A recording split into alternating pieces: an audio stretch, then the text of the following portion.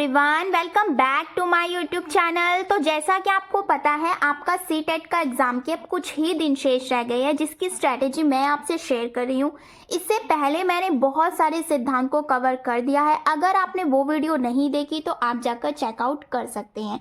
और आज की वीडियो आपके लिए बहुत ज़्यादा इंपॉर्टेंट होने वाली है, तो आप वीडियो को शुरू से लेकर लास्ट तक ज़रूर देखिएगा। और चैनल पर नए हैं तो चैनल को सब्सक्राइब ज़रूर कीजिएगा।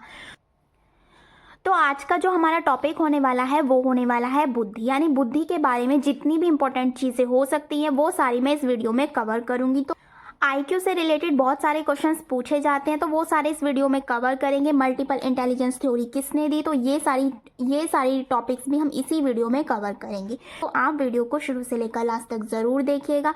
तो चलिए स्टार्ट करते हैं आज की वीडियो को। सबसे पहले आपको पता होना चाहिए बुद्धि का जो सर्वप्रथम प्रयोग है वो किसने किया था। फ्रांसिस गाल्टन ने किया था, जो कि बहुत ज़्यादा इम्पोर्टेंट है। पूछ लिया जाता है कि सबसे पहले बुद्धि का प्रयोग किसने किया था और कब किया था। 1885 में किया था। ये मैंने लिखा हुआ है, आप देख भी सकते हैं। 1885 में किसने किया था? फ्रांसिस गाल्टन ने किया था। इनकी एक बुक थी जिसका जो नाम था वो था हेरिडिटी जीनियस। इन्हें क्या है, सृजन शास्त्र के जनक भी माना जाता है। तो ये चीज़ आपको ध्यान रखनी है। इनकी बुक का नाम था हेरिडिटी जीनियस। तो इसके अलावा क्या है, 1905 में पहला बुद्धि परीक्षण किया गया था, जो कि किसने दिया था? अल्फ्रेड बिने और साइमन ने दिया था।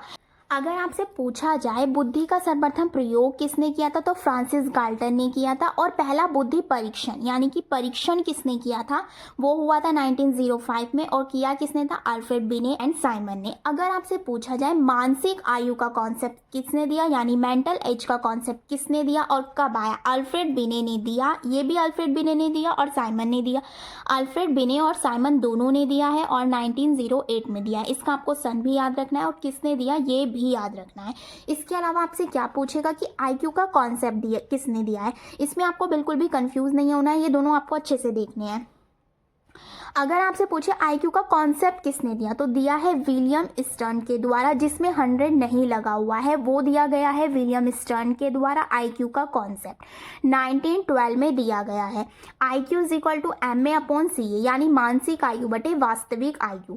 ये हो गया। अगर आपसे 100 वाला पूछा जाए, वैसे बहुत ज़्यादा चांसेस होते हैं इसके पूछने के, तो ये आपको याद रखना है, बहुत ज़्यादा इंपॉर्टेंट है। ये दिया गया है 1916 में टर्मन के द्वारा, जिसमें 100 लगा हुआ है।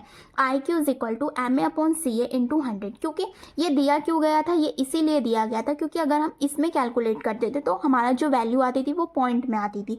पॉइंट को हटाने की वजह से इन्होंने 100 से मल्टीप्लाई की और इसका ये संप्रत्यय दिया। तो अगर आपसे पूछा जाए आईक्यू का फॉर्मूला किसने दिया, तो हो जाएगा टर्मन ने 1916 में दिया। कॉन्सेप्ट्स दिया है विलियम स्टर्न ने और फॉर्मूला किसने दिया है? टर्मन ने। आईक्यू इज इक्वल टू कितना होता है? MA/CA into 100। और इसी से रिलेटेड आपसे क्वेश्चंस भी पूछ लिए जाते हैं। मान लीजिए आपको दे दी मानसिक आयु, दे दी आपको 12, वास्तविक आयु दे दी आपको 16। तो यहाँ पर आपको वैल्यू पुट करनी है और आंसर को निकाल देना है। तो ये हो गया आपका बुद्धि का कॉन्सेप्ट। इसके अलावा मल्टीपल इंटेलिजेंस और पूछा जाता है, वो भी देख लेते हैं। अगर आपसे पूछा जाए मल्टीपल इंटेलिजेंस थ्योरी किसने दी है, तो आप डायरेक्ट लगाएंगे हार्वर्ड गार्डनर ने दी है। इनकी एक फेमस बुक भी थी, उसका नाम है फ्रेम ऑफ माइंड, जिसे हम the theory of multiple intelligence भी कहते हैं। दिया गया है 1983 में। हार्वर्ड गार्डनर ने वैसे तो दिए हैं 9 प्रकार की बुद्धि को इन्होंने बताया है, लेकिन आपको मानना क्या है? 8, क्योंकि ये NCERT के अकॉर्डिंग है और CBSE जो है वो NCERT को ही फॉलो करता है। तो आपको याद रखना है, अगर आपसे पूछा जाए हार्वर्ड गार्डनर ने कितने प्रकार की बुद्धि दी है, तो आप 8 ही मारेंगे, क्योंकि NCERT में 8 मेंशन है। वैसे कितनी दी है? 9 दी है, वो देखते हैं। फर्स्ट दी है इन्होंने भाषाई बुद्धि। भाषाई बुद्धि क्या होता है? जो बोलने में एक्सपर्ट हो, जो चीज़ों को एक्सप्लेन करने में एक्सपर्ट हो, वो क्या होते हैं? हमारे भाषाई बुद्धि होते हैं। इसके एग्जाम्पल्स क्या हो जाएंगे? कवि, वकील, पत्रकार, लेखक। तो ये सारे क्या होते हैं? बोलने में एक्सपर्ट होते हैं, चीज़ों को समझाने में एक्सपर्ट होते हैं। तो ये कौन से होते हैं हमारे भाषाई बुद्धि। इसके अलावा गणितीय बुद्धि, ये किस में होते हैं वैज्ञानिक और गणितीय में, क्योंकि ये सोच पर आधारित होती है। इसके अलावा है स्थानिक बुद्धि। स्थानिक बुद्धि में क्या होता है कि कोई कोई ऐसा होता है कि जो वो कहीं पर भी जाए वहाँ की इमेज को ड्रॉ तक कर देता है।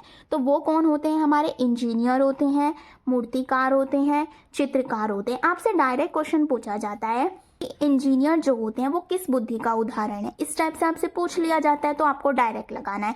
शारीरिक गति बुद्धि से भी आपको स्पष्ट हो रहा होगा, फिजिकल यानी जो अपने शरीर के हाव भाव को प्रदर्शित कर सके। अब जैसे प्लेयर हो गया तो वो बैट बॉल खेलेगा तो वो मोटर स्किल्स का यूज कर रहा है, तो वो किस में आ जाता है हमारे शारीरिक गति बुद्धि में। संगीतात्मक से स्पष्ट हो रहा होगा, जो संगीत में एक्सपर्ट हो, वाद्य यंत्र बजाते हो, गिटार, तबला, गिटार, ये सब चीज़ें जो बजाते हो वो संगीतात्मक में आ जाएंगे। इसके अलावा जो पूछा जाता है, दो आपकी बहुत ज़्यादा इंपॉर्टेंट है जो पूछी जाती है, इंटरपर्सनल एंड इंट्रापर्सनल।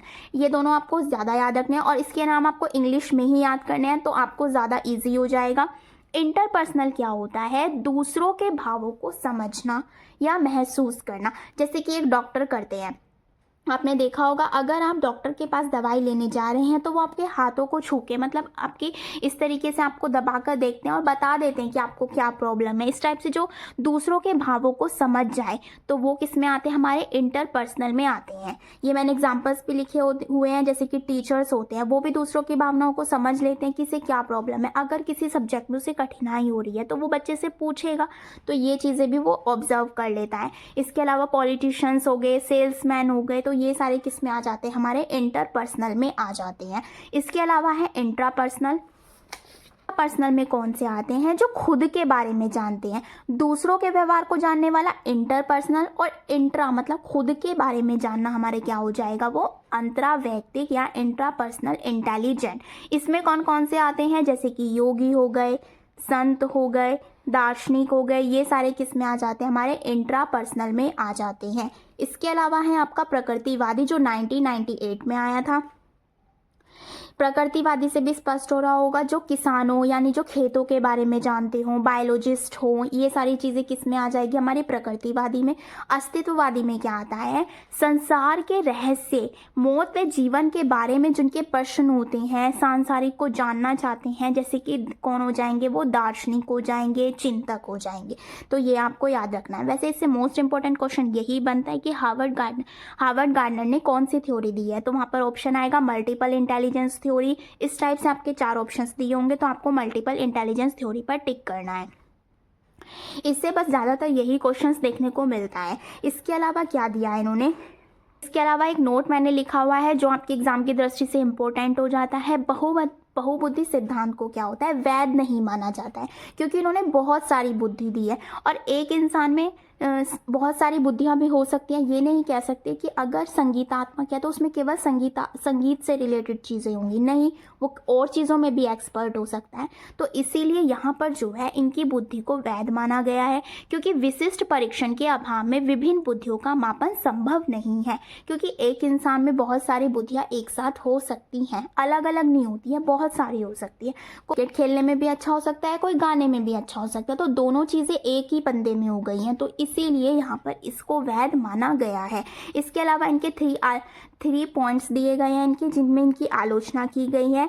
जो 3 पॉइंट्स है ये आपसे डायरेक्ट ऑप्शन में पूछ लिया जाता है कि कौन सी बहुबुद्धि की आलोचना नहीं है, तो ये तीनों आपको याद रखने हैं। चौथा आपको जो दे भी रखा होगा वो आपको टिक करना है। तो कौन सी हो जाएंगी, इसका अनुभवात्मक आधार नहीं है, यह शोधारित नहीं है, different intelligent, demand, different method और डिफरेंट स्टूडेंट, क्योंकि इसमें डिफरेंट चीज़ों की बात की गई और ऐसा नहीं होता क्योंकि एक इंसान में 2 चीज़ें भी हो सकती हैं, सारी चीज़ें भी हो सकती हैं, इसीलिए इसको वैध नहीं माना गया है। तो ये आपको बुद्धि का कॉन्सेप्ट आई होप क्लियर हो गया होगा। तो ये बुद्धि के बारे में बताया गया है, ये मैंने आपको सारे कॉन्सेप्ट इसके क्लियर कर दिए हैं। अगर आपको इसकी PDF चाहिए तो आप मेरे टेलीग्राम ग्रुप को ज्वाइन कर सकते हैं। टेलीग्राम ग्रुप का लिंक आपको कम्युनिटी पोस्ट और डिस्क्रिप्शन में मिल जाएगा। और अगला टॉपिक आपको किस टॉपिक पर चाहिए वो भी आप मुझे नीचे कमेंट कर सकते हैं।